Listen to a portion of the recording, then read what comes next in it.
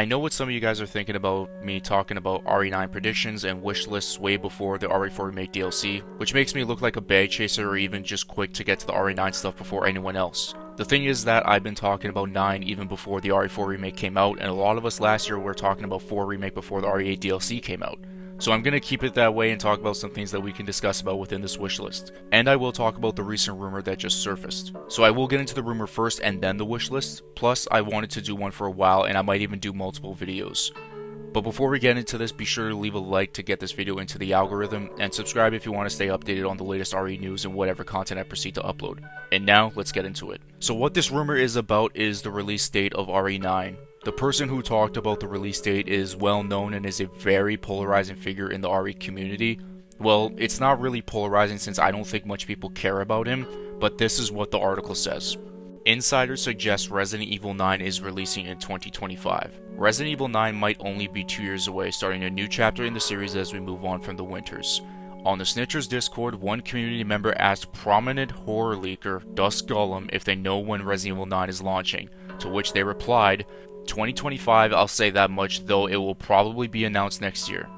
These claims line up with previous Resident Evil release dates. Biohazard launched in 2017, and 2 years later 2 Remake launched. Village launched 2 years after that in 2021. I love how this article completely forgets about 3 Remake, but that's no diss towards 3 Remake for me, or from me, I should say. Followed by Resident Evil 4 Remake in 2023. This would put Resident Evil 9 2 years from now, which also follows the pattern of releasing a new title, a remake, and then a new title. Even though this article is still not acknowledging, if Capcom continues to follow this trend, which it has for 6 years, then we could also see a new remake in 2027. In the meantime, Dusk Gollum claims that a big Capcom game will be announced at the end of the year, which is set to launch in fall 2024, though it's unclear what this big game is. I have no idea what this big game is going to be. I don't know if it's going to be the Separate Ways DLC, but if they do say fall 2024, Devil May Cry 6, where you guys at? Now, of course, there is the possibility of this being heavily fake or heavily real. We won't know, but we'll see in the near future. But I do want to discuss about the release date for RE9. I feel like the vast majority of the people that are watching this video right now predicted that RE9 was going to release in 2025, and with how Capcom has been moving lately involving the likes of releasing RE games, Village sold crazy, 4 Remake isn't stopping in sales, Death Island has been received extremely well for RE CGI movie standards, so I don't think Capcom is slowing down anytime soon, and by no means are these games trash. 4 Remake is a fantastic game, and Village in about a few years, I will say, will be known as an underrated Resident Evil game, and RE9 will probably be out by that time. And as for the announcement happening in 2024, was another easy prediction that we all probably thought. 4 Remake was announced before the RE8 DLC, so could it happen again with Separate Ways, possibly in the works? It could happen, but again, we'll see. I honestly have no idea what the hype is revolving around, whether if it's Separate Ways, another remake which could be the realms of 1 again, 5, Code Veronica. You could literally name any fixed camera game that hasn't gotten a remake, excluding 1 since that already happened. But I don't think we should rule out another remake, or Resident Evil 9 and the potential that game has. So with the rumor out of the way now, let's get into the wishlist part of things. The first thing I want to talk about is the title design. The remake titles are the most basic shit you can come up with. Village's title was solid along with RE7, but I want something unique. Not as unique as RE6 with on how weird that shit looks, but something like RE2 original. It doesn't have to be crazy and over the top, but something that catches your attention and can be very appealing to the audience. This next part is like a second part to the first part, but ever since the RE engine came in, this is what entering the menu sounds like.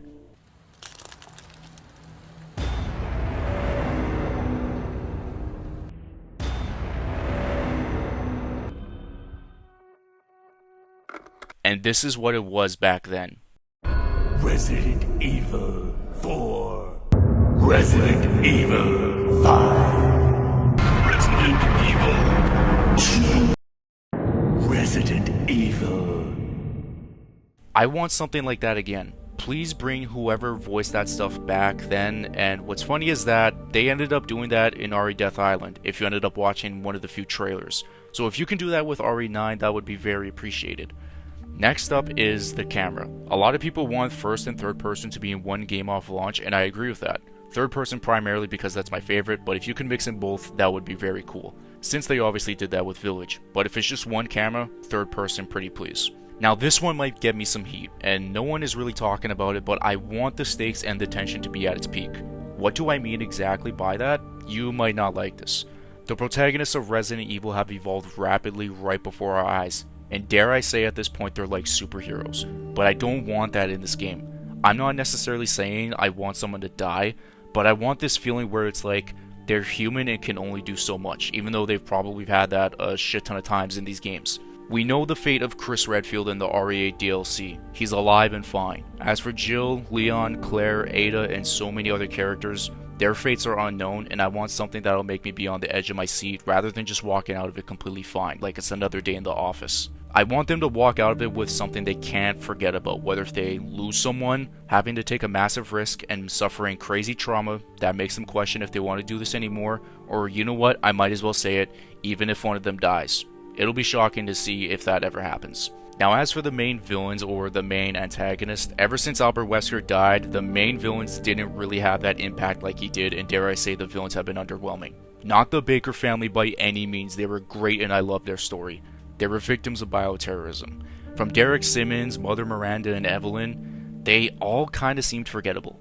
Miranda I personally felt had great potential, but I don't think Capcom took advantage of it, especially with her backstory. I understand it is very hard to have a villain leave with the same amount of impact as Wesker or even as memorable, so I want a returning villain, and I think we all know who I'm talking about here, and that is Alex Wesker. I've explained her story so many times, I'm exhausted from it, so I'll put it bluntly. She's not really dead. Her conscience is in the mind of a little girl named Natalia. I think having the Wesker name could be great for the story, but there is another layer to it with Natalia Corda. She might not be able to control what Alex could be doing, and it could be a really sad story for her as she was just a little girl who lost her parents during the Terra Grigia panic, was saved by Barry, but even before she was, Alex Wesker was inside her mind and was slowly taken over as we saw in the ending of Revelations 2. And this could be a redemption type of story for Alex with what happened to Albert. As for the main protagonist, I know many people are tired of seeing Chris, but I understand for the story, he will be a part of this game, especially if this is about the BSAA. But there is no confirmation that plot will be that. But Jill needs to be in this game nonetheless. It's been since Resident Evil 5, and we are long overdue. I'm glad that she got the spotlight in Death Island, but now it's time for her to come back in a game.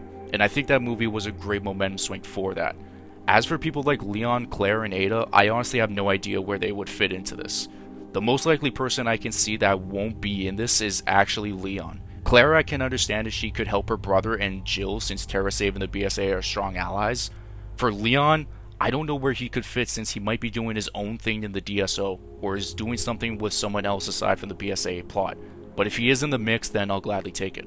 I of course have more, but I'm going to wait for the time being and see if any other news or rumors pop up. Of course, what I talked about earlier by no means is a leak, but just a rumor. And if you want to see more wishlist videos like this, feel free to leave a like and hit the subscribe button for more RE content. We can patiently wait for this game in even separate ways, but I'm not going to stop making videos to drive discussion and most importantly having fun doing so. By the way, for those of you guys wondering why I have the RE9 title in this weird magenta or purple ass color, let me ask you a question instead. Did it make you click on the video? Then it did its job. That was the purpose of that thumbnail. I hope you guys have yourselves a good day, good night, and a good sleep, and I'll catch you guys in my next video. Peace out, and much love.